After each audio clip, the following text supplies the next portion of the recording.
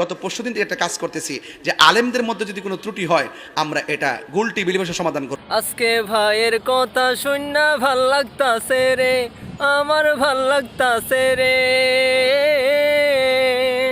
কি দরকার ছিল? আজকে ভাইয়ের কথা শুননা ভাল লাগতাছে রে, আমার ভাল লাগতাছে রে।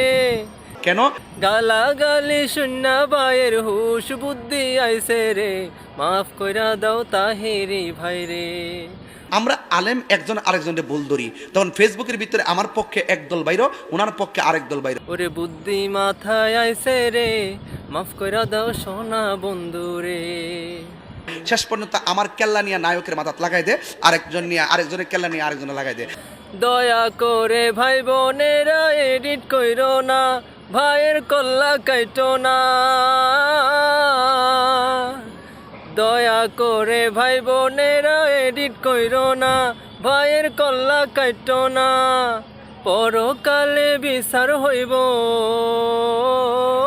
পরকালে বিচার হইব, মনে কষ্ট দিলে রে, মাফ কইরা দাও তাহিরি ভাই রে। ওরে বুদ্ধি মাথায় আইছে রে, মাফ কইরা দাও সোনা বন্ধু রে। বুদ্ধি মাথায় আইছে রে, মাফ কইরা দাও সোনা বন্ধু রে।